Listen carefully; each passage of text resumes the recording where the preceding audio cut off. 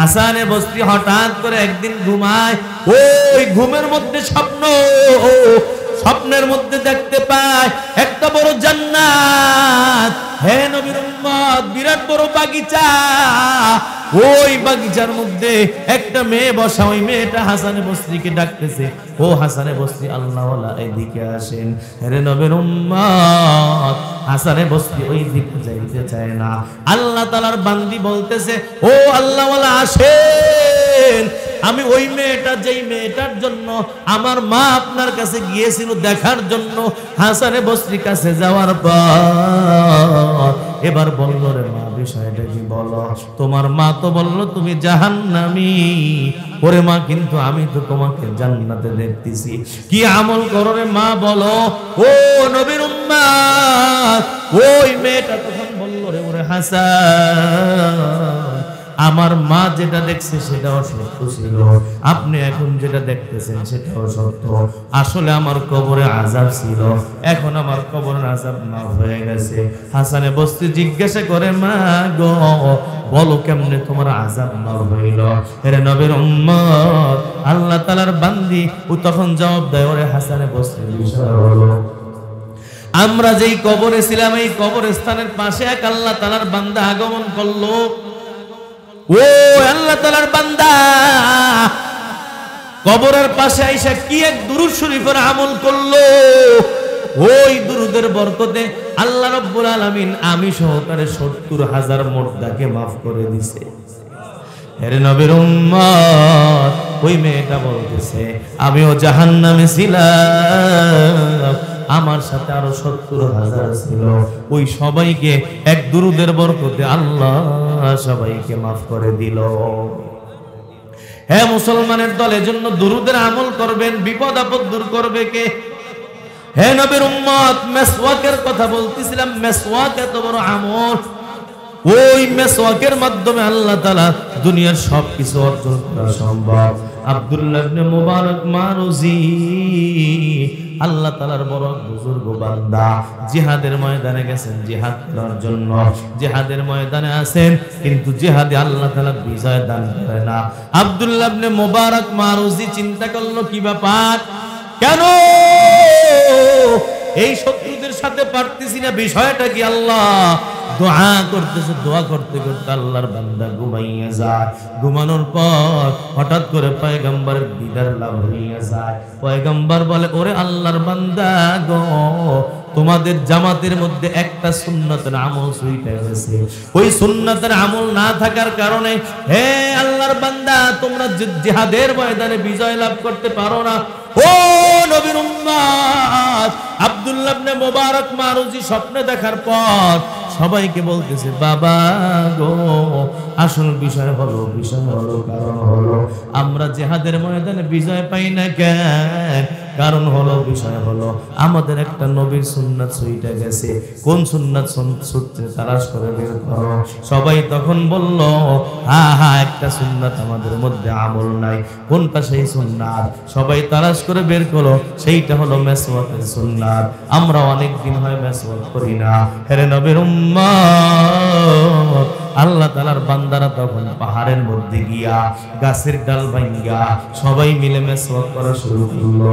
মেসওয়াক যখন করলো, ওই যে শত্রু বাহিনীরা নিচের থেকে তাকাইয়া দেখে, শত্রু বাহিনীরা তাকাইয়া দেখতেছে, হায় আল্লাহ, মুসলমানদের দাঁতের মধ্যে ধার দেয়, ওরা মেসওয়াক ছিলেনি। হে নবীর উম্মত, আল্লাহ তাআলার বান্দা, ওই শত্রু বাহিনী যারা কাফের মুশরিক ছিল, ওরা তাকাইয়া দেখে গো, আর তাদের মধ্যে আল্লাহ তাআলা ভীতু সঞ্চার করে দেয়। তারা ভয় পাইয়া যায়, হায় আল্লাহ, এই যে মুসলমানরা মনে হয় আগে তো অস্ত্র দিয়া মারছে, এখন মনে হয় আমাদেরকে চাবাইয়া খেয়ে ফেলবে। হে নবীর উম্মত, এই মেসওয়াকের সুন্নাতের আমল দেখা সবগুলা পালাইয়া বেগে যায়। হে মুসলমান উম্মতের দল, পর্দা কিন্তু ফরজ। প্রত্যেকটা মুসলমান নরনারী, পুরুষ মহিলা সবার জন্য পর্দা ফরজ। মহিলাদের জন্য যেমন পর্দা, পুরুষের জন্য পর্দা আছে না নাই? মহিলাদের পর্দা হয় দুই ভাবে, পুরুষের পর্দা হয় এক ভাবে। মহিলাদের পর্দা এক তো হলো বোরকার মাধ্যমে পর্দা, 2 নম্বর নজর হেফাজতের মাধ্যমে পর্দা। কুদৃষ্টি করা যাবে না, বেগানা নারীদের দিকে, পুরুষের দিকে মহিলারা তাকাইতে পারবে না। রে নবীর উম্মতের দল, বেগানা নারীর দিকে তাকাইবে না, আর পর্দার মাধ্যমে, বোরকার মাধ্যমে, ওন্নার মাধ্যমে তারা রাস্তাঘাটে চলাফেরা করবে। এই 2 জিনিসের মাধ্যমে হয় মহিলাদের পর্দা। আর পুরুষের পর্দা, পুরুষের পর্দা হলো নজর হেফাজত করা। হেরে যুবকের দল, ওই খালাতো বোনের দিকে দেখা তোমার জন্য জায়েজ নাই, মামাতো বোনের দিকে দেখা জায়েজ নাই, ওই শালীর দিকে তাকানো দুলাভাইয়ের জন্য জায়েজ নাই। এরে মুসলমান উম্মতের দল, যেই জায়গায় পর্দা জরুরি ওই জায়গাগুলোর দিকে নজর করা তোমার আমার জন্য জায়েজ নাই। এই নজর যদি বন্ধ না করো, পর্দা কোনোদিন হবে না। পর্দা না হইলে আল্লাহর কথা কি মানা হয়? হে নবীর উম্মত, নামাজ পড়া যেমন ফরজ, পর্দা করাটাও তেমন ফরজ। নামাজ পড়া যেমন ফরজ, ওই পুরুষের জন্য পর্দা করাটাও তেমন ফরজ। মহিলা পুরুষ পর্দা করবে কেমনে? পর্দা মোবাইলের মধ্যেও করতে হবে, ঠিক কিনা বলেন? মোবাইলের মধ্যে বেগানা নারীদের দিকে দেখলে বেপর্দা হয়। হে যুবকের দল, ওই রাত্রেবেলা ঘুমাও, গুনাহ করতে করতে যদি ঘুমাও রে যুবক, এই গুনাহ অবস্থায় যদি তোমার ইন্তেকাল হয়ে যায় রে যুবক, ওই কবরটা হবে জাহান্নাম। গানের মধ্যে, ওই কানের মধ্যে গানের তারটা লাগাইয়া ঘুমাইয়া গেল রে যুবক, ওই রাত্রে যদি আল্লাহর ডাক চলে আসে, যদি ওই তোমার ইন্তেকাল হয়ে যায় রে যুবক, জাহান্নাম ছাড়া কিন্তু কোনো উপায় নাই। হে নবীর উম্মতের দল, মুসলমান কার কখন মৃত্যু চলে আসবে জানা আসেনি? হে যুবকের দল, তোমাকে নামাজের কথা বললে তুমি নামাজ পড়তে রাজি হও না, দাড়ি রাখার কথা বললে তুমি দাড়ি রাখতে রাজি হও না, হালাল খাওয়ার কথা বললে হালাল খাইতে রাজি হও না। তুমি চিন্তা করলে এখনো তো মরার সময় হয় নাই। কে তোমাকে বললো তোমার মরার সময় হয় নাই? জানো? হে যুবক, তুমি কি জানোনি কবে তুমি মারা যাবা? ও মুসলমান উম্মতের দল, এই দুনিয়ায় কারো পক্ষে জানা সম্ভব না। 5টা জিনিস গায়েবের ইলম, আল্লাহ ছাড়া দুনিয়ার কেউ জানে না। ইন্নাল্লাহা ইনদাহু ইলমুস সাআ, 1 নম্বর হলো কিয়ামতের ইলম। কিয়ামত কবে হবে আল্লাহ ছাড়া দুনিয়ার কোন মানুষের পক্ষে জানা সম্ভব না। খাজা বাবা জানেনি, মাজারওয়ালা জানেনি, টিয়া পাখি জানেনি। হে নবীর উম্মত, আজকে টিয়া পাখির মাধ্যমে আমরা আমাদের ভবিষ্যৎ জানতে চাই। মুসলমান আছে না নাই? হে যুবক উম্মত, আমার নবী যেই জায়গার মধ্যে গায়েব জানে না, টিয়া পাখি গায়েব কেমনে জানবে? ওই টিয়া পাখির কাছে যখন যাও, গুলিস্তানের রাস্তার পাশে টিয়া পাখি নিয়ে বসা আছে, গিয়া জিজ্ঞেস করলা, রে ভাই আমার ভবিষ্যৎটা একটু বলে দেন। টিয়া পাখি চিঠি উঠায়, ওই চিঠির মধ্যে নাকি তোমার ভবিষ্যৎটা লেখা আছে। টিয়া পাখির মালিক কি গিয়ে একটা থাপ্পড় দাও, গিয়া জিজ্ঞাসা করো, আমি যে তোরে থাপ্পড় দিলাম এইটা তুই জানতি কিনা? যদি বলে আমি জানতাম না, তাহলে তুই নিজের ভবিষ্যৎ যেখানে জানোস না, আমার ভবিষ্যৎ তুই কেমনে জানলি? ওরে নবীর উম্মত, আজকে আমরা মুসলমান বিভিন্ন ভাবে বেঈমান হয়ে যাইতেছি, শিরকের মাধ্যমে বেঈমান হয়ে যাইতেছি। হে নবীর উম্মত, ঈমান নিয়ে কবরে যাইতে হবে, তাহলে হলো জান্নাত। আর যদি ঈমান না নিয়ে কবরে যাও রে যুবক, ওই কবরটা হয়ে যাবে জাহান্নাম। হে নবীর উম্মত, 7টা আমল করলে দুনিয়া থেকে ঈমান নিয়ে যাওয়া যায়। কয়টা আমল শুনবেন নি? 7টা আমল যদি করা যায় তাহলে দুনিয়া থেকে ঈমান নিয়ে বিদায় হয়ে যায়। আমাদের দাদা পীর শাহ হাকিম মুহাম্মদ আখতার নওয়ারাল্লাহু মারকাদা করাচি হযরত বলেন, 7টা আমল এমন আছে যে আমলের মাধ্যমে বান্দা, যদি কোন পুরুষ ওই 7টা আমল করে, সে ঈমান নিয়ে দুনিয়া থেকে যাইতে পারবে। যদি কোন মহিলাও এই আমল করে, সেও দুনিয়া থেকে ঈমান নিয়ে বিদায় হইতে পারবে। এর নবীর উম্মত, ঈমান আনলাম কিন্তু ঈমান নিয়ে কবরে গেলাম না, এই ঈমানের কোনো লাভ নাই। ঈমান নিয়ে কবরে যাইতে হবে। এক নম্বর আমল হলো, কয় এক নম্বর আমল হলো ইয়া হাইয়্যু ইয়া কাইয়্যুম বিরহমাতিকা নাস্তাগীস। এই দোয়াটা পাঁচ ওয়াক্ত নামাজের পরে পড়বা।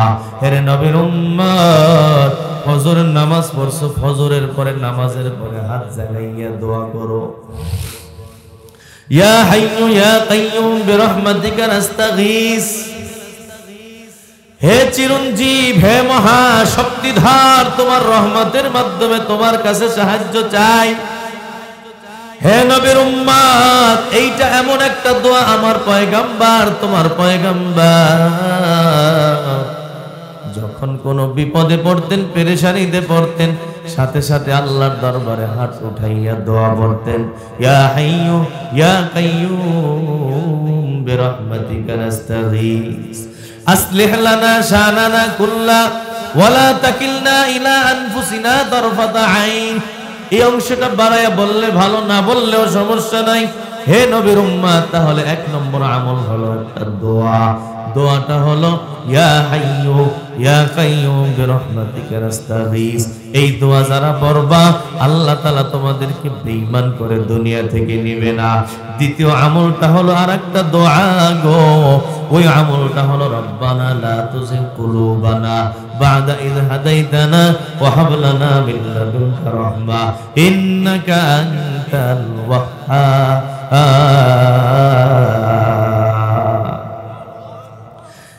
রব্বানা লা তুযিগ কুলুবানা, কোরআনের আয়াত। হে নবীর উম্মত, আমাদের আকাবিরিনরা বলেন এই দোয়াগুলো যদি নিয়মিত পড়তে পারো, ঈমান নিয়ে দুনিয়া থেকে যাইতে পারবা। দলিল কি? প্রমাণ। প্রমাণ হলো অর্থ আগে জানেন। রব্বানা, হে আমার রব, লা তুযিগ কুলুবানা, আমার অন্তরটাকে, আমাদের অন্তরটাকে তুমি বাঁকা বানাইয়া দিও না। বা'দা ইয হাদাইতানা, যখন তুমি আমাদেরকে হেদায়েত দিয়ে দিছো আল্লাহ, হেদায়েত দেওয়ার পরে অন্তরটাকে আবার বাঁকা বানাইও না।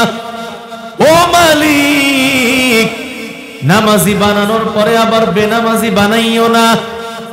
হালাল খাওয়ার পরে হারামখোর বানাইও না। ও মাওলা, পর্দা করার পরে বেপর্দাওয়ালা বানাইও না। আল্লাহ গো, হজে যাওয়ার পর আর গুনাহ তুমি আমারে দিয়ে করাইও না।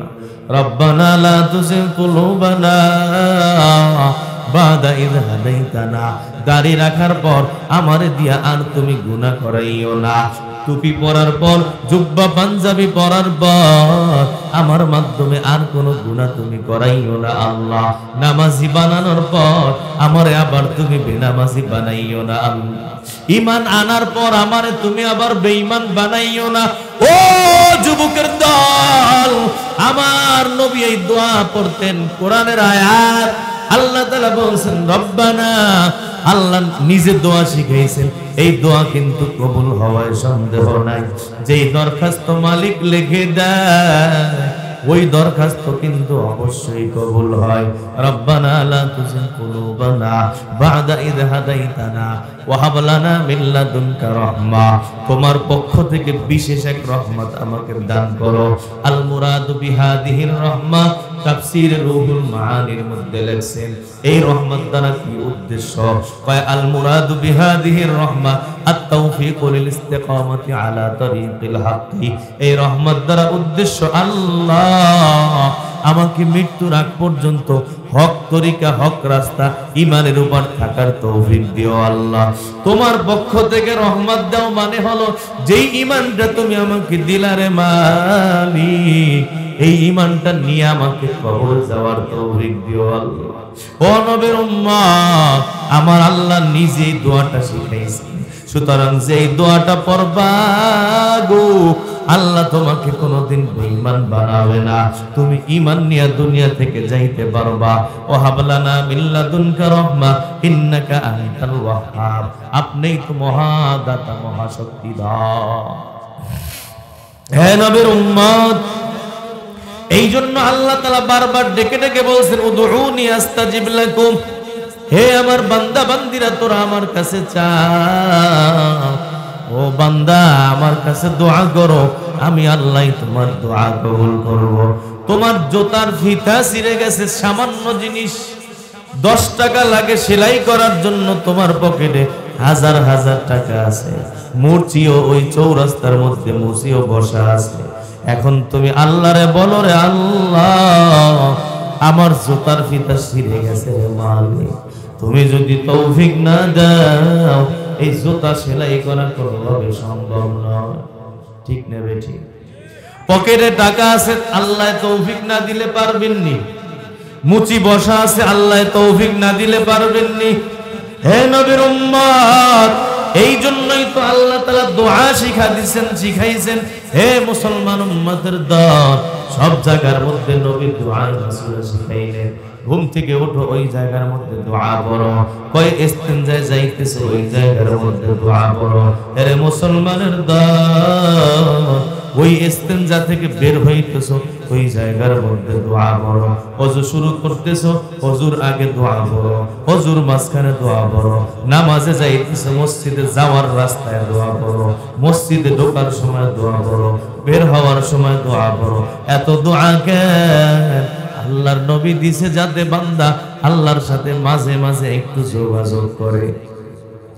দুনিয়ার কাজের মধ্যে ব্যস্ত, মাঝে মাঝে একটু ফোনে যদি কথা বলে, তাহলে মা বাবা চিন্তামুক্ত। সন্তান বাহিরে থাকে, বিদেশে থাকে, ওই সন্তান মাকে ফোন করে, বাবাকে ফোন করে, একদিন 2 দিন পর যোগাযোগ করে। মা নিশ্চিন্ত, আমার সন্তান ভালো আছে, বাবা নিশ্চিন্ত, আমার সন্তান ভালো আছে। হে নবীর উম্মত, বান্দাও তেমনি ভাবে দুনিয়ার কাজের মধ্যে ব্যস্ত, দুনিয়ার ঝামেলার মধ্যে ব্যস্ত, মাঝে মধ্যে আল্লাহকে যোগাযোগ করে গো। আল্লাহর সাথে যখন যোগাযোগ হয়, তখন আল্লাহ চিন্তা করে এটা আমার বান্দা, এক কাজ শেষ কইরা আর এক কাজ শুরু করছে, আমার নাম নিল। ওই কাজ শুরু কইরা আর এক কাজ শুরু করছে, আমার নাম নিল। ভ্যানে উঠছে, রিকশায় উঠছে, আমার বান্দা বিসমিল্লাহ বলল। এর নবীর উম্মত, একবার যদি বিসমিল্লাহ বলো, বিপদ থেকে বাঁচাবে আমার আল্লাহ। বিসমিল্লাহ বলে গাড়ির মধ্যে স্টার্ট দাও, অ্যাক্সিডেন্ট হবে না ইনশাআল্লাহ। বিসমিল্লাহ বলে গাড়িতে ওঠো, ওই গাড়ির মধ্যে অ্যাক্সিডেন্ট হবে না, বাঁচাবে কে? হে নবীর উম্মত, কারণ যখন বিসমিল্লাহ বলো গো, বিসমিল্লাহ বলার সাথে সাথে বান্দা আল্লাহর জিম্মায় চলে যায়। হে মুসলমানের দল, বিসমিল্লাহ বইলা জবই দিলে মুরগি হালাল, বিসমিল্লাহ বলে জবই দিলে গরুর গোশত হালাল, বিসমিল্লাহ না বললে হারাম। কি কারণ? বিসমিল্লাহ বললেও তো রক্ত বের হয়, না বললেও তো রক্ত বের হয়। ঠিক কি? বিসমিল্লাহ বললেও তো রক্ত বের হয়, না বললেও রক্ত বের হয়। তাহলে বিসমিল্লাহ বললে হালাল হবে, বিসমিল্লাহ না বললে হারাম। বিষয়টাকে এখানে বড় বিষয় আছে। আমাদের তাকি ওসমানী দামাত বারাকাতুহুম বলেন, হে নবীর উম্মতের দল, আসল বিষয় হলো তোমাকে আমাকে যেমন বাইসা থাকতে মনে চায়, তোমার আমার যেমন আরাম আয়েশ পাইতে মনে চায়, এই গরু ছাগল মুরগি এগুলোকেও তো বাঁচতে মনে চায়। কোন গরু চায় না যে আমি এখন মারা যাই, কোন মুরগি চায় না আমি এখন মারা যাই, সবাই বাঁচতে চায়।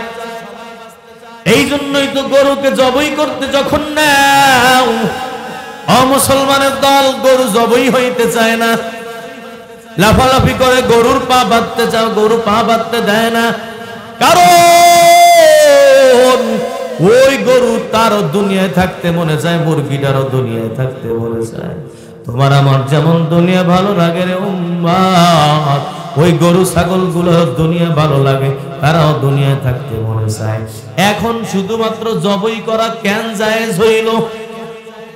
জবাই করা জায়েজ ছিল না, যেমন কোন মানুষকে হত্যা করা জায়েজ নাই, গরু ছাগল গুলোকেও জবাই করা জায়েজ নাই। কিন্তু আমার মালিক, আমার আল্লাহ অনুমতি দেওয়ার কারণে জায়েজ হয়েছে। আমার আল্লাহ যদি গরু জবাই করার অনুমতি না দিত, এই গরু জবাই করা জায়েজ হইত না। আমার আল্লাহ যদি মুরগি জবাইয়ের অনুমতি না দিত, এই মুরগি জবাই করা জায়েজ হইত না। এর নবীর উম্মত, আল্লাহ অনুমতি দিছে সেজন্য জায়েজ, আর যে জায়গায় অনুমতি দেয় নাই সেই জায়গায় জায়েজ নাই। মানুষ মারা জায়েজ আছে? আমরা এখন গরু ছাগলের মতো মানুষ মারিনি। হে মুসলমান উম্মতের দল, কুকুরেরও দাম আছে, কিন্তু আমার দেশে একটা মানুষের রক্তের দাম নাই। ও মুসলমান উম্মতের দল, যদি মানুষ হত্যা করো মহাশাস্তি, চিরস্থায়ী জাহান্নাম। ওদিকে গেলাম না, ওই গরুটাকেও বাঁচতে মনে চায়, গরুটাকে জবাই করা জায়েজ হইত না। আমার আল্লাহ অনুমতি দিল বিধায় জায়েজ হইল। হে নবীর উম্মত, এখন আল্লাহ যে অনুমতি দিছে এই কথাটা তোমাকে স্বীকার করতে হবে, আমাকে স্বীকার করতে হবে জবাই করার সময়। হে নবীর উম্মত, এই কথাটা স্বীকার কেমনে হয়? যখন জবাই করার সময় বিসমিল্লাহ বলো গো, ওই টাইমে তুমি স্বীকার করলা আল্লাহ তোমার নামে জবাই দিলাম। তুমি অনুমতি না দিলে জবাই দিতে পারতাম না আল্লাহ। ওই জন্য বিসমিল্লাহ বললে জায়েজ হয়, কারণ বিসমিল্লাহ বললে এই স্বীকারোক্তি দেওয়া হয়, আর বিসমিল্লাহ না বললে এই স্বীকারোক্তি দেওয়া হয় না। সুতরাং স্বীকারোক্তি না দিলে এই গরুর গোশত খাওয়াটাও তোর জন্য জায়েজ হবে না। হে মুসলমান উম্মতের দল, স্বীকারোক্তি না দিলে এই মুরগির গোশত খাওয়া তোমার জন্য জায়েজ নাই। হে মুসলমানের দল, ওই যে ওযুর মধ্যে যে দোয়া, ওই দোয়াটা যদি শুধুমাত্র কবুল হয়, আল্লাহুম্মা গফিরলি যামবি ওয়া ওয়াসসি'লি ফি দারি ওয়া বারিক লি ফি রিজকি। আমার নবী বলে উম্মত, ওযুর মধ্যে মাঝে মধ্যে এই দোয়াটা পড়ো। এই দোয়াটা যদি কবুল হয়, দুনিয়াও কল্যাণ আখিরাতেও কল্যাণ। কারণ দোয়াটার অর্থ কি জানেন? আল্লাহুম্মা গফিরলি যামবি, হে আল্লাহ আমার সব গুনাহ মাফ করে দাও। এইটুকু যদি কবুল হয়, আখিরাতে জান্নাতের মালিক বানাই দিবে আমার আল্লাহ। ওয়া ওয়াসসি'লি ফি দারি, আল্লাহ আমার জন্য বড় প্রশস্ত বাড়ি বানাও। হে মুসলমানের দল, এমন কোন মুসলমান আসেনি বড় বাড়ি চায় না? এমন কোন মানুষ আছে নাকি যারা বড় বাড়ি চায় না, বড় গাড়ি চায় না, দুনিয়ার সম্পদ চায় না? হে নবীর উম্মত, সবাই চাই আমরা বড় বাড়ি, বড় গাড়ি। যদি বড় গাড়ি চাই, বড় বাড়ি চাই, তাহলে এই যে ওযুর মধ্যে যে দোয়াটা আছে, এই দোয়াটা মুখস্থ করেন। ওয়া ওয়াসসি'লি ফি দারি, আমারে বড় বাড়ির মালিক বানায়া দাও। ওয়া বারিক লি ফি রিজকি, ওরে আল্লাহ গো, আমারে তুমি কোটি কোটি টাকার মালিক বানায়া দাও। ওয়া বারিক লি ফি রিজকি, আমরা বর্তমানে টাকার মালিক হওয়ার জন্য দোকানে তাবিজ লাগাই, টাকার মালিক হওয়ার জন্য বিভিন্ন আমল আনে, তাবিজ আনে। হে নবীর উম্মত, এই যে বড় তাবিজ আল্লাহর নবী দিয়ে গেছেন, ওযুর মধ্যে দোয়া পড়ো গো। এই দোয়া যদি কবুল হয়, আল্লাহ তোমারে জান্নাত দিবে। এই দোয়া যদি কবুল হয়, তুমি দুনিয়ায় বড় বাড়ির মালিক হবা। এই দোয়া যদি কবুল হয়, তুমি দুনিয়ায় অনেক টাকা পয়সার মালিক হবা। এই জন্য ঈমান নিয়ে মৃত্যুবরণ করার দুইটা আমল হলো দোয়া। এক নম্বর আমল হলো আল্লাহুম্মা গফিরলি যামবি, হে আল্লাহ তুমি আল্লাহ, ইয়া হাইয়্যু ইয়া কাইয়্যুম বিরহমাতিকা নাস্তাগীস। আর দুই নম্বর আমল হলো রব্বানা লা তুযিগ কুলুবানা বা'দা ইয হাদাইতানা ওয়া হাব লানা মিন লাদুনকা রাহমা ইন্নাকা আনতাল ওয়াহ্হাব। এই দুইটা দোয়া মুখস্থ আসেনি? কার কার আছে হাত জায়গা? আয় হায় রে, খাইছে রে খাইছে। আল্লাহ তুমি সবাইরে মুখস্থ করার তৌফিক দাও। আমাদের ইমাম সাহেবের হুজুর কাছ থেকে এই দুইটা দোয়া লেখা নিবে, ইয়া হাইয়্যু ইয়া কাইয়্যুম বিরহমাতিকা নাস্তাগীস। নবী বলেন যখনই কোনো পেরেশানি আসছে তখনই এই দোয়া পড়তে, ইয়া হাইয়্যু ইয়া কাইয়্যুম বিরহমাতিকা নাস্তাগীস, পেরেশানি দূর হয়ে যায়। রব্বানা লা তুযিগ কুলুবানা বা'দা ইয হাদাইতানা ওয়া হাব লানা মিন লাদুনকা রাহমা ইন্নাকা আনতাল ওয়াহ্হাব। কোন মুনাজাত বাদ যাবে না এই দোয়া সাথে মুখস্থ করবেন।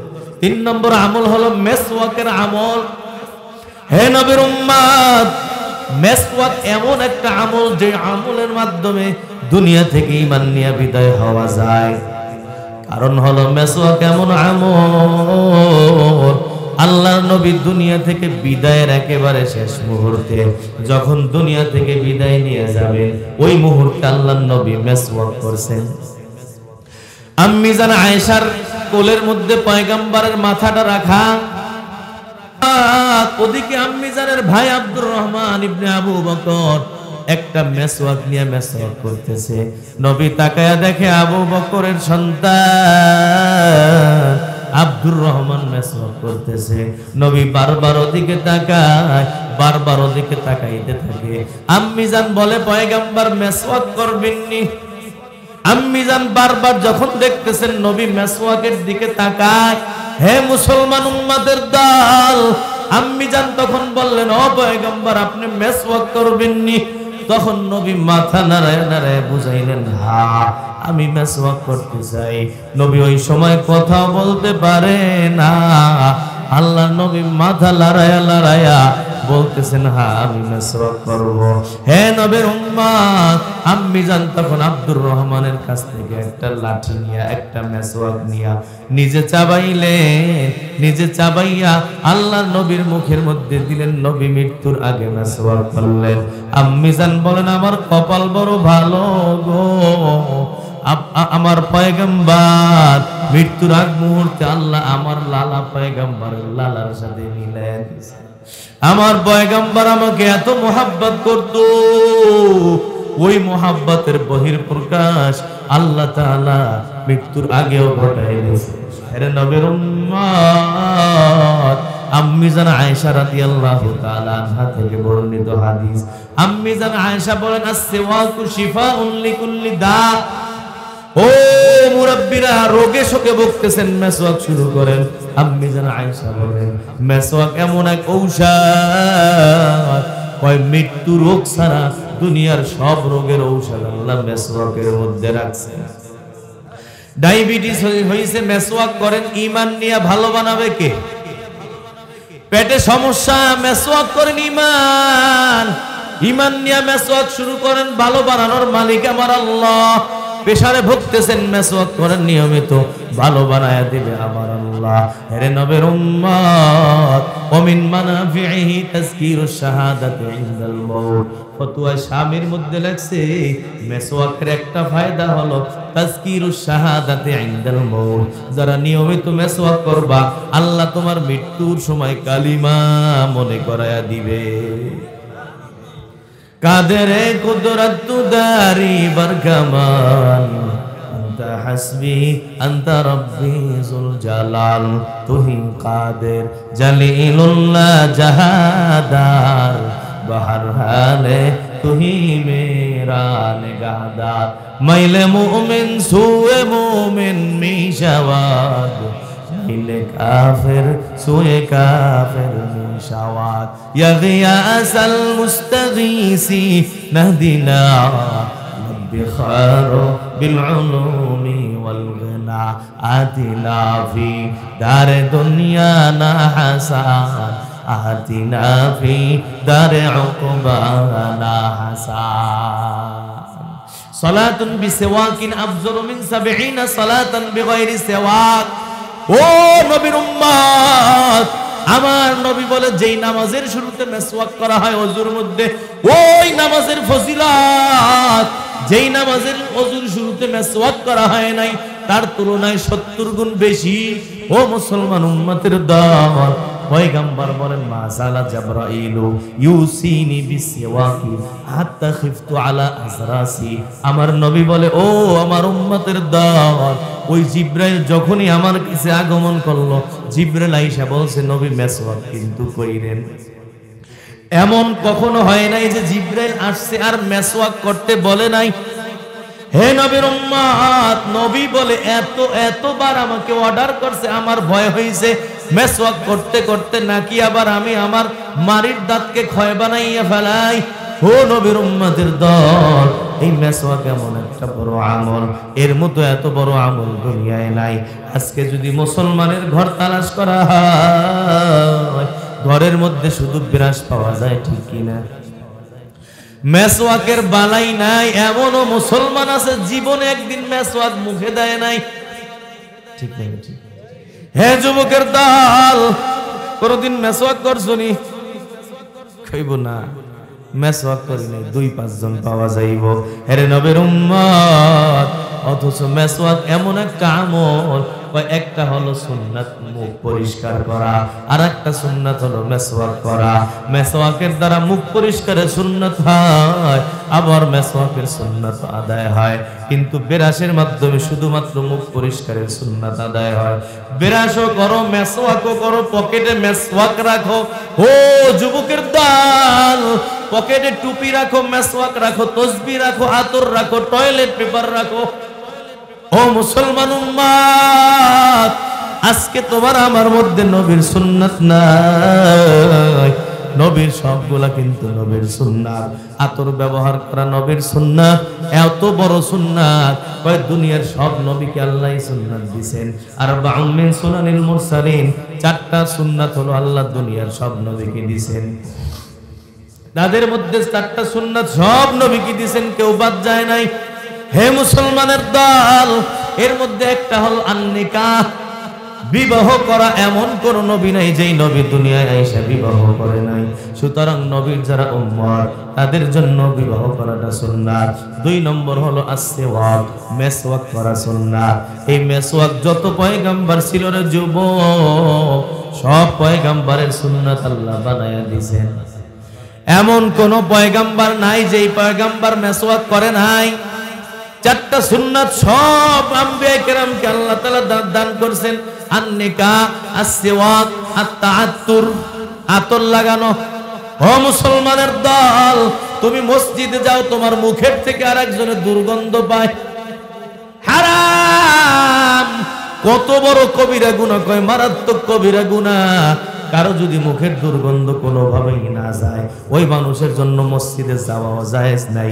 আর তুমি বেরাস করো না, মেসওয়াক করো না, আর একজনের পাশে দাঁড়াও, মানুষে তোমার মুখের থেকে দুর্গন্ধ পায়, বড় কবিরা গুনাহ, হারাম। তোমার শরীরের থেকে দুর্গন্ধ, হে মুসলমানের দল, আতর ব্যবহার করো, সুগন্ধি লাগাও, পয় পরিষ্কার থাকো, নিজের প্রতি পরিষ্কার রাখো, আর একজন মানুষকে কষ্ট দিবা না। হে উম্মতের দল, এইভাবে থাকো, দেখবা নবীর সুন্নাত, নবীর শরীর থেকে কখনো দুর্গন্ধ আসেনি। হে মুসলমান উম্মতের দল, নবীর শরীর থেকে কত ঘেরান। সাহাবায়ে কেরাম বলেন, আল্লাহর নবী যখন রাস্তা দিয়ে হাইটা যায় 2 ঘন্টা 3 ঘন্টা পর্যন্ত রাস্তার মধ্যে বড় ঘেরান। হে নবীর উম্মত, সাহাবায়ে কেরাম বলেন, তখন আমরা বুঝতে পারতাম এই জায়গা দিয়ে আল্লাহর নবী হাইটা গেছে। হে মুসলমান উম্মতের দল, আম্মি জান উম্মে সালামা রাদিয়াল্লাহু তাআলা আনহা, নবী যখন ঘুমাইতেন, ওই বাচ্চাদেরকে ছোট ছোট শিশির মাধ্যমে দিয়া দিতেন। শিশি দিয়া বলতেন, যাও গো, আল্লাহর নবী ঘুমানো আছে। ওই নবীর শরীর থেকে যদি ঘাম বের হয়, এই ঘামগুলা তোমরা শিশির মধ্যে ঢুকাবা। আল্লাহর নবী জিজ্ঞাসা করলেন, ওরে উম্মে সালামা, বিষয়টা কি, কারণটা কি বলো, বাচ্চাদের মাধ্যমে কেন তুমি ঘাম জমাও? আল্লাহর নবী জিজ্ঞাসা করার পর আম্মি জান উম্মে সালামা বলে, পয়গম্বর, আপনার ঘামের মধ্যে এত ঘেরান, ওই মক্কা মদিনায় যখন কারো বিবাহ শাদী হয়, তাদের শরীরে যদি দেওয়া হয় এত ঘেরান, যেই ঘেরান দুনিয়ার কোনো মানুষ পায় না রে পয়গম্বর। আর যদি আমরা আতরের সাথে একটু আপনার ঘাম লাগাইয়া দেই, এই ঘামে এত ঘেরান, এই ঘেরান দুনিয়ার কোনো মানুষ কোনোদিন পায় নাই। হে নবীর উম্মতের দল মুসলমান, আমার নবীর সব কিছু থেকে ঘেরান। নবী ইস্তেনজা করতেন, জমিন তার ইস্তেনজাকে গিলে খাওয়ার জন্য পাগল হয়ে যাইত। ও যুবকের দল, এই জন্য 4টা সুন্নাত আল্লাহ তাআলা সব নবীদেরকে দান করলেন। একটা হলো বিবাহ করা, 2 নম্বর মেসওয়াক করা, 3 নম্বর আতর লাগানো, 4 নম্বর হলো খতনা করা। সব নবীদের সুন্নাত ছিল রে উম্মত। এই মেসওয়াকের এত বরকত, মেসওয়াকের মাধ্যমে আল্লাহ জেহেন জাকাতে বরকত দিয়ে দেয়। যাদের পড়া মনে থাকে না, তোমরা যদি মেসওয়াক করো, আল্লাহ তোমাদের জেহেন জাকাতকে খুলে দিবে। ইমামে নাখাই রাহমাতুল্লাহি আলাইহি বিরাট বড় এক ইমাম, ও ইমামে নাখঈ রাহমাতুল্লাহি আলাইহি যা পড়তো সব কিছু ভুলে যায়। হঠাৎ করে একবার রাত্রে বেলা ঘুমাইয়া আমার পয়গম্বরের দিদার লাভ করলো।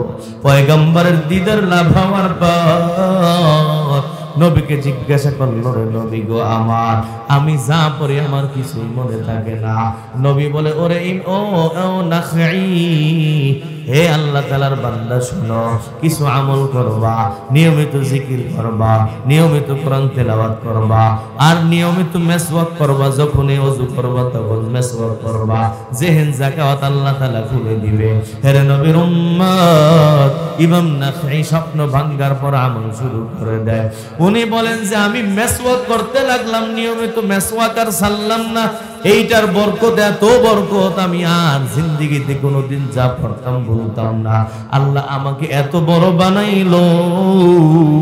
আমি একজন একেবারে নির্বোধ মানুষ ছিলাম, আমার কোনো মাথায় কোনো বেধা ছিল না, কিন্তু আল্লাহ তাআলা আমাকে একেবারে ওই ইমামদের সর্দার বানাইয়া দিল। হে যুবকের দল, আজকে তুমি স্কুলে পড়ো, তোমার পড়া মনে থাকে না, মনে থাকবে কেমনে? গুনাহ করলে তো জেহেন যাকাত কইমা যায় রে যুবক। ওই যে মেয়েদের সাথে সম্পর্ক রাখো, পড়ালেখা জীবনে পারবা না। মোবাইলে গুনাহ করো, পড়ালেখা পারবা না। হে যুবক, নামাজ পড়ো, পড়ালেখা মুখস্থ করাই দিবে আল্লাহ। জিকির করো, দুরূদ শরীফ পড়ো, পড়ালেখা যদি না পারো গো, দুরুদের বরকতে আল্লাহ তোমার জেহেন যাকাত খুলে দিবে। আরে নবীর উম্মত, ওই জালালউদ্দিন সৈয়দী রাহমাতুল্লাহি আলাইহি আল্লাহর নবীকে 35 বার জাগ্রত অবস্থায় দেখছে। একেবারে সজাগ, ঘুমায় না, সজাগ অবস্থায় 35 বার আল্লাহর নবী সাল্লাল্লাহু আলাইহি ওয়াসাল্লামকে ইমাম সৈয়দী রাহমাতুল্লাহ আলাইহি লেখছেন, দেখছেন। উনি হলেন জালালাইন কিতাব লেখছেন, দুররে মানসুর লেখছেন, মাজমাউল বাহরাইন লেখছেন, 80 খণ্ডের তাফসীর। এমন কোন ফন নাই যেই ফনে উনি কিতাব লেখে নাই। হে নবীর উম্মত, তাকে জিজ্ঞাসা করা হইল, রে বাবা, আপনি এত মর্যাদা কেমনে পাইলেন? নবীকে তো আমরা স্বপ্নেও দেখি না, আপনি জায়গা জায়গা কেমনে দেখলেন? হে নবীর উম্মত, জালালউদ্দিন সৈয়দী রাহমাতুল্লাহি আলাইহি বলেন, আসল বিষয় হলো 40 বছর যখন আমার বয়স হয়, 40 বছরে আমি সব দুনিয়াদারি ছাইরা দেই, কিতাব লেখাও বন্ধ করে দেই, ব্যবসা বাণিজ্য বন্ধ করে দেই। 40 বছর পর আমি শুধুমাত্র 24 ঘন্টা দুরূদ পড়তাম। আমার আর কোনো আমল ছিল না, ইবাদত বন্দি করতাম আর শুধু দুরূদ পড়তাম, দুরূদ পড়তাম, দুরূদ পড়তাম। এর বরকত, এত বরকত, এর বরকতে আল্লাহর নবী আমার সামনে একেবারে সজাগ অবস্থায় এসে গেছে। আরে নবীর উম্মতের দল, দুরূদের মাধ্যমে দুনিয়ার সব কিছু হাসিল করা সম্ভব। বিবাহ হয় না, দুরূদ পড়ো, আল্লাহ বিবাহর ব্যবস্থা করে দিবে। চাকরি পাও না রে যুবক, দুরূদ পড়ো, চাকরির ব্যবস্থা আল্লাহ করবে। হে নবীর উম্মত, ব্যবসায় বরকত নাই, দুরূদ পড়ো, বরকত দিবে কে? আজকে আমরা শুধু তাবিজ তোমারের পিছনে ঘুরি, কিন্তু আমলের পিছনে নাই। হে নবীর উম্মত, ওই দুরূদের বরকতে হাসান বসরি রাহমাতুল্লাহি আলাইহি আল্লাহ তাআলার বড় বুজুর্গ বান্দা একজন মহিলা তার কাছে যায়। ওই মহিলা গিয়া বলতেছে, হযরত, আমার মেয়েটা কিছুদিন আগে মারা গেল, আমার মেয়েটা কেমন আছে জানতে চাই। এমন কোন আমল আপনি আমাকে বইলা দেন যে আমলের মাধ্যমে আমি জানতে পারবো আমার মেয়েটা কেমন আছে। ও আল্লাহ ওয়ালা, আপনি বলেন। হাসান বসরি রাহমাতুল্লাহি আলাইহি তখন তাকে একটা আমল বলে দেয়, গো মা গো, তুমি রাত্রে বেলা 4 রাকাত নামাজ পড়বা। ওই 4 রাকাত নামাজের মধ্যেই সূরা ফাতিহার পরে আলহাকুমুত তাকাসুর হাত্তা যুরতুমুল মাকাবির পড়বা। 4 রাকাত নামাজের মধ্যেই ওরে মা গো, সূরা ফাতিহার পরে সূরা আলহাকুমুত তাকাসুর হাত্তা তাকাসুর পড়বা। এরপর দুরূদ পড়তে পড়তে ঘুমাইয়া যাবা। হয়তোবা আল্লাহ তাআলা এর বরকতে তোমার মেয়েটাকে স্বপ্নে দেখায়া দিবে। আল্লাহ তাআলার বান্দি আমল শুরু করে দেয়। হে নবীর উম্মত, হঠাৎ করে একদিন স্বপ্ন, ওই স্বপ্নের মধ্যে তার মেয়েটার দিদার হয়ে যায়। মেয়েটাকে স্বপ্নে দেখতেছে, কিন্তু মেয়েটার হালাত বড় খারাপ। কেমন হালাত? ওই মেয়েটার কবরের মধ্যে আগুন জ্বলতেছে, মেয়েটার হাত পায়ের মধ্যে শিকল বাঁধা। হেরে নবীর উম্মত, ওই মেয়েটা বড় খারাপ অবস্থায় জাহান্নামের আগুনে পড়তেছে। আল্লাহ তাআলার বান্দি এখন হাসানে বসরির কাছে আবার আসছে। আয়েশা বলে, রে হাসান, আপনি তো আমল বলছেন, আমল করলাম, আমলের বিনিময়ে আমি আমার মেয়েটাকে দেখতে পারলাম, কিন্তু মেয়েটার হালাত বড় খারাপ। ও হাসানে বসরি, আবার কিছু আমল বলে দেন, যে আমলের মাধ্যমে আমার মেয়েটা জান্নাত পেয়ে যায়। হাসানে বসরি বলে, রে মা গো, এমন আমল তো নাই। এমন আমল হলো তুমি কোরআন তেলাওয়াত করো, এমন আমল হলো জিকির করো, তাসবিহ তাহলিল করো, দান করো, খায়রাত করো, সদকা করো, আল্লাহকে বলো। রে মা, হে নবীর উম্মত, আল্লাহর বান্দি আমল করা শুরু করে দেয়। হাসানে বসরি হঠাৎ করে একদিন ঘুমায়, ওই ঘুমের মধ্যে স্বপ্নের মধ্যে দেখতে পায় একটা বড় জান্নাত। হে নবীর উম্মত, বিরাট বড় বাগিচা, ওই বাগিচার মধ্যে একটা মেয়ে বসা। ওই মেয়েটা হাসানে বসরিকে ডাকতেছে, ও হাসানে বসরি, আল্লাহওয়ালা এদিকে আসেন। হে নবীর উম্মত, হাসানে বসরি ওই দিকে যাইতে চায় না। আল্লাহ তাআলার বান্দি বলতেছে, ও আল্লাহওয়ালা আসেন, আমি ওই মেয়েটা, যেই মেয়েটার জন্য আমার মা আপনার কাছে গিয়েছিল দেখার জন্য, হাসানে বসরির কাছে যাওয়ার পর এবার বলল, রে মা, বিষয়টা কি বলো? তোমার মা তো বলল তুমি জাহান্নামী। ওরে মা, কিন্তু আমি তো তোমাকে জান্নাতে দেখতেছি। কি আমল করো রে মা, বলো। ও নবীর উম্মত, ওই মেয়েটা তখন বলল, রে ওরে হাসান, আমার মা যেটা দেখছে সেটাও সত্য ছিল, আপনি এখন যেটা দেখতেছেন সেটাও সত্য। আসলে আমার কবরে আযাব ছিল, এখন আমার কবরের আযাব মাফ হয়ে গেছে। হাসানে বসরি জিজ্ঞাসা করে, মা গো, বলো কেমনে তোমার আযাব মাফ হইল? হে নবীর উম্মত, আল্লাহ তাআলার বান্দি ও তখন জবাব দেয়, ওরে হাসানে বসরি, বিষয় হলো আমরা যেই কবরে ছিলাম, এই কবরস্থানের পাশে এক আল্লাহ তাআলার বান্দা আগমন করলো। ও আল্লাহ তাআলার বান্দা কবরের পাশে আইসা কি এক দুরূদ শরীফের আমল করলো। ওই দুরূদের বরকতে আল্লাহ রাব্বুল আলামিন আমি সহকারে ৭০,০০০ মুর্দাকে মাফ করে দিছে। হে নবীর উম্মত, ওই মেয়েটা বলতেছে, আমিও জাহান্নামে ছিলাম, আমার সাথে আরো ৭০,০০০ ছিল, ওই সবাইকে এক দুরূদের বরকতে আল্লাহ সবাইকে মাফ করে দিল। হ্যাঁ মুসলমানের দলের জন্য দুরূদের আমল করবেন, বিপদ আপদ দূর করবে কে? হে নবীর উম্মত, মেসওয়াকের কথা বলতেছিলাম। মেসওয়াক এত বড় আমল, ওই মেসওয়াকের মাধ্যমে আল্লাহ তাআলা দুনিয়ার সবকিছু অর্জন করা সম্ভব। আব্দুল্লাহ ইবনে মুবারক মারুজি, আল্লাহ তাআলার বড় বুজুর্গ বান্দা, জিহাদের ময়দানে গেছেন জিহাদ করার জন্য, জিহাদের ময়দানে আছেন, কিন্তু জিহাদে আল্লাহ তাআলা বিজয় দান করে না। আব্দুল্লাহ ইবনে মুবারক মারুজি চিন্তা করলো, কি ব্যাপার, কেন এই শত্রুদের সাথে পারতেছি না, বিষয়টা কি? আল্লাহ দোয়া করতেছে, দোয়া করতে করতে আল্লাহর বান্দা ঘুমাইয়া যায়। ঘুমানোর পর হঠাৎ করে পয়গম্বরের দিদার লাভ হইয়া যায়। পয়গম্বর বলে, ওরে আল্লাহর বান্দা গো, তোমাদের জামাতের মধ্যে একটা সুন্নতের আমল ছুইটে গেছে। ওই সুন্নতের আমল না থাকার কারণে হে আল্লাহর বান্দা, তোমরা জিহাদের ময়দানে বিজয় লাভ করতে পারো না।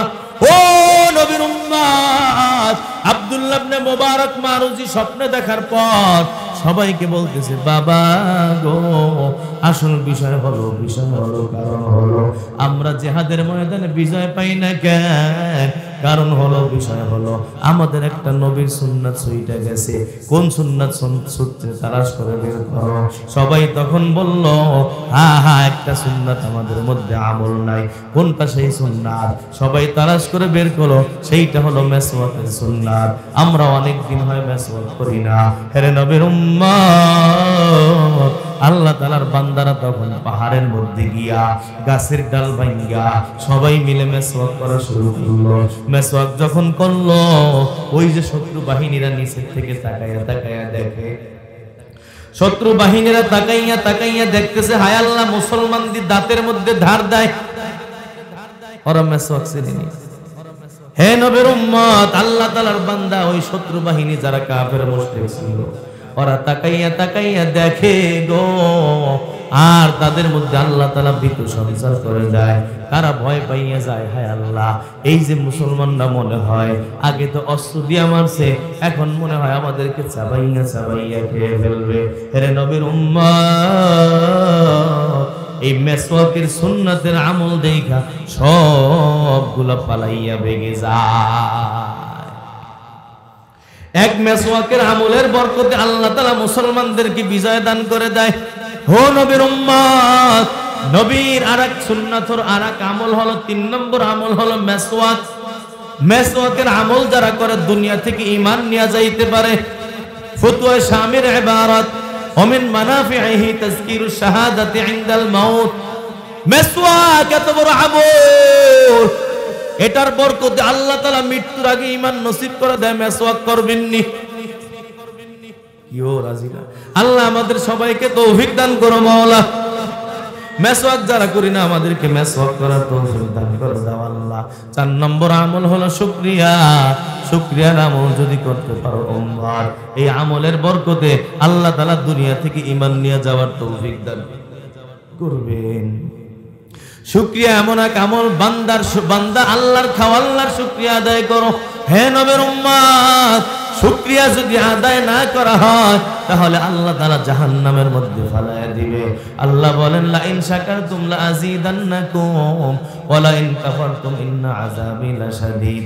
যদি আমার শুকরিয়া আদায় করো, আমি আল্লাহ তোমাদের রিজিক বাড়ায়া দিব। আর যদি শুকরিয়া না করো রে আমার বান্দা বান্দির দল, ওয়া লা ইন কাফারতুম, যদি তোমরা আমার শুকরিয়া আদায় না করো তাহলে আমি তোমাদেরকে আযাবে গ্রেফতার করব। শুকরিয়া আদায় করো যুবক, যে হালাতে যে অবস্থায় আমার আল্লাহ তোমাকে রাখছে রে যুবক, যেমন বিবি দিছে ওই বিবি নিয়ে শুকরিয়া আদায় করো, না শুকরিয়া কইরো না। আল্লাহ তোমাকে যেই ব্যবসার মালিক বানাইছে ওই ব্যবসা নিয়ে আল্লাহর দরবারে শুকরিয়া করো। আল্লাহ যে হালাতে তোমাকে রাখছে আলহামদুলিল্লাহ। হে যুবকের দল, না শুকরিয়া কইরো না, কারণ না শুকরির মাধ্যমে রিজিক কইমা যায়, আল্লাহর আযাব চলে আসে। ওই ইবলিস শয়তান যখন আল্লাহ তাআলার দরবার থেকে নৈরাশ হয়ে বের হইয়া যায়, তখন আল্লাহরে বলছিল, আল্লাহ গো, আমি তোমার বান্দাদেরকে ডান দিক থেকে ধোঁকা দিব, আমি তোমার বান্দাদেরকে বাম দিক থেকে ধোঁকা দিব, সামনে পিছনে উপরে নিচে, সামনে পিছনে সব দিক দিয়ে ধোঁকা দিব। 4টা দিকের কথা বলছে, উপর নিচের কথা বলে নাই। এই জন্য আমাদের হাকিমুল উম্মাত থানবী বলেন, যদি তুমি রাস্তায় ডানে চাও সেটাও বিপদ, বামে চাও সেটাও বিপদ, পেছনে তাকাইলেও বিপদ, সামনে তাকাইলেও বিপদ, বেগানা। কিন্তু উপরের দিকে তাকাইলে বিপদ নাই, নিচের দিকে তাকাইলে বিপদ নাই। কারণ শয়তান কিন্তু বলে নাই উপর দিয়া ধোঁকা দিব, নিচ দিয়া ধোঁকা দিব। বোঝা গেল এই 2টা দিক আছে, যেই 2টা দিক দিয়া শয়তান আসে না। আরে নবীর উম্মত, রাস্তাঘাটে হাঁটতে গিয়ে উপরে তাকাইয়া হাঁটতে পারবেন নি? কথা কোন না কেন? উপরে তাকাইয়া হাঁটতে গেলে উষ্টা খেয়ে পড়ে যাবেন। তাহলে রাস্তা কোনটা রইল? নিচের দিকে তাকাও রে যুবক। ডানেও তাকাইও না, বামেও তাকাইও না, সামনেও তাকাইও না, পিছনেও তাকাইও না। রাস্তায় চলার সময় নিচের দিকে তাকাইয়া তাকাইয়া হাঁটো মুসলমান। যদি নিচের দিকে তাকাইয়া হাঁটা যায়, আল্লাহ তোমাকে সব ধরনের গুনাহ থেকে বাঁচাইয়া দিবে। ওই শয়তান তখন আল্লাহকে বলছিল, আল্লাহ, তোমার বান্দারা তোমারটা খাইবে কিন্তু তোমার শুকরিয়া আদায় করবে না। হে নবীর উম্মত, বোঝা গেল শুকরিয়া বড় একটা আমল। এই শুকরিয়া, এই জন্যই তো ইবলিস শয়তান আল্লাহকে বলছে, আল্লাহ তোমারটা খাইবে কিন্তু শুকরিয়া আদায় করবে না। আরে নবীর উম্মতের দল মুসলমান, এই জন্য আল্লাহ যে হালাতে যে অবস্থায় রাখছে না কেন, ওই হালাতে ওই অবস্থার উপর শুকরিয়া আদায় করো। যেমন ব্যবসা দিছে আলহামদুলিল্লাহ, যেমন চাকরি দিছে আলহামদুলিল্লাহ, যেমন বিবি দিছে আলহামদুলিল্লাহ, যেই জায়গার মধ্যে আছো যেমন হালাতে আছে আলহামদুলিল্লাহ। আরে নবীর উম্মত, না শুকরিয়া কইরো না, কারণ না শুকরিয়া করলে কিন্তু জাহান্নামে যাইতে হয়। শুকরে নেয়ামত नेमते अब सुकुनात कुफ्र नेमत नेमते बेरुकुनात शुक्र ना कर धन सवाले नेमतास बहराए शाकिर कमाले नेमतास। 4 নম্বর আমল হলো শুকরিয়ার আমল করবেন নি আর বউরে কবেন নি যে তোর মতো কেন যে আমার কপালে জুটলো বলবেন নি। যেমন বউ দিছে শুকরিয়া আদায় করবেন। যাও জায়মান লায়লা এমান আমার বউ আমার জন্য আমার লায়লা, কারণ হলো আমার বউ তাকে জান্নাত থেকে আল্লাহ পাঠাইছে, ঠিক কিনা বলেন। ওই রুহের জগতে এক জায়গায় জমা হয়েছিল রে মুসলমান, ওই জায়গায় যেই পুরুষ মহিলা এক জায়গায় হয়েছে তাদেরকে আল্লাহ বিয়া পড়াইছে। সুতরাং আল্লাহর জুটি এখানে না শুকরিয়া করার কিছুই নাই। সবর করো, বরকত দেওয়ার মালিক আমার আল্লাহ। ওই যে সবর করছে, বিবির কষ্ট সহ্য করছে, কিন্তু বাঘকে আল্লাহ তার বশীভূত বানাই দিয়েছে। কথা শেষ, লম্বা 5 মিনিট আছে। 4 নম্বর আমল হলো শুকরিয়া আদায় করা। 5 নম্বর আমল হলো রে মুসলমান নজর দুইটা হেফাজত করা। বেগানার নারীর দিকে কোনোদিন তাকানো যাবে না। সংক্ষেপে ছোট একটা ঘটনা শুনে নেন। বদনজরি করলে বেঈমান হয়ে দুনিয়া থেকে বিদায় হতে হবে। যারা নজর বাঁচাও না, যুবক মোবাইলে বাঁচাও না, টিভিতে বাঁচাও না, খালাতো বোন চাচতো বোন মামাতো বোন থেকে নজর বাঁচাও না, বেঈমান বেঈমান হয়ে দুনিয়া থেকে বিদায় হবা। ওই হুসাইন আহমদ মাদানী রহমাতুল্লাহি আলাইহি উনি এক মসজিদে নববীর মধ্যে 13 বছর পর্যন্ত দর্শ দিয়েছেন, হাদিস পড়াইছেন নবীর উম্মত।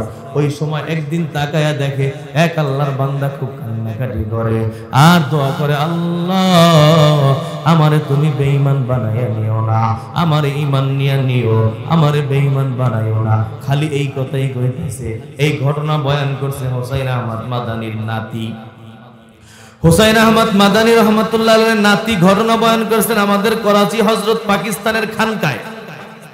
তার থেকে সরাসরি শুনছেন আমার শায়েখ আল্লামা আব্দুল গফফার দামাত বারাকাতুহু, ওনার থেকে আমি ঘটনা শুনলাম।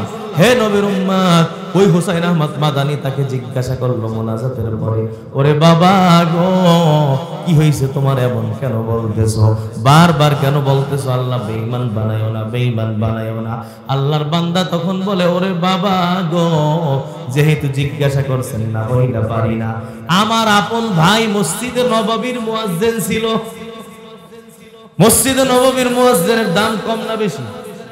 হে নবীর উম্মত, ওই আল্লাহ তাআলার বলে বান্দা বলে আমার ভাই আপন ভাই মসজিদে নববীর মুয়াজ্জিন ছিল, কিন্তু আমার এই ভাই মৃত্যুর আগ মুহূর্ত যখন হইয়া যায়, আমার ভাই তখন বলল এই একটা কোরআন শরীফ আমার কাছে আনো। আমরা তার হাতে কোরআন শরীফ দিলাম। কোরআন শরীফ নেওয়ার পর আমার ভাই বলতেছে এই কোরআনের একটা আয়াত আমি মানি না। নাউজুবিল্লাহ কইতেন। ঈমান আছে না নাই? এত বড় দামি জায়গার মুয়াজ্জিন নবীর পাশে বসে বসে আজান দিছে, মৃত্যুর আগে কোরআনকে অস্বীকার করার কারণে বেঈমান হয়ে গেল। এই কথা বইলা কোরআনটাকে নিক্ষেপ করে দিল। হে নবীর উম্মত, আল্লাহ তাআলার বান্দা ওই ভাইটা তখন বলতেছে, হুজুর আমি বড় পেরেশান, এত দামি জায়গার মুয়াজ্জিন কিন্তু মৃত্যুর আগে বেঈমান হয়ে মারা গেল। আমি তখন চিন্তা করি, খালি চিন্তা করি, আল্লাহর কাছে দোয়া করে আল্লাহ কি হইল। হঠাৎ করে নবীকে স্বপ্নে আমার সাথে নবীর সাক্ষাৎ হয়ে যায়। নবী তখন নবীকে জিজ্ঞাসা করলাম, নবী গো আপনার মসজিদে আপনার পাশে আজান দিল আমার ভাই, এত বড় মর্যাদা, কিন্তু মৃত্যুর আগে বেঈমান হয়ে মারা গেল কেন? নবী তখন বলল, ও আল্লাহর বান্দা শোনো গো, তোমার ভাই যদিও মুয়াজ্জিন ছিল, যদিও দামি জায়গায় আজান দিছে, কিন্তু তোমার ভাই নজর কোনোদিন বাঁচায় নাই, কুদৃষ্টি থেকে চোখ হেফাজত করে নাই। এই নজর না বাঁচানোর কারণে আল্লাহর এত বড় আযাব। হে উম্মতের দল, আজকে আমরা কেউ কিন্তু নজর বাঁচাই না। ফেসবুকে বদনজরি, ইউটিউবে বদনজরি। বদনজরি বুঝেননি? কুদৃষ্টি। ওই ঘরের মধ্যে পর্দা নাই, ওই রাস্তাঘাটের মধ্যে পর্দা নাই, বেঈমান হয়ে যাওয়ার কিন্তু সম্ভাবনা। এই জন্য ঈমান নিয়ে যাওয়ার 5 নম্বর আমল বলছে, ঈমান নিয়ে যাওয়ার 5 নম্বর আমল হলো নজর হেফাজত করো। 6 নম্বর আমল হলো রে মুসলমান উম্মতের দল, ওই আজানের পরে যে দোয়াটা আছে ওই দোয়াটা পড়বা।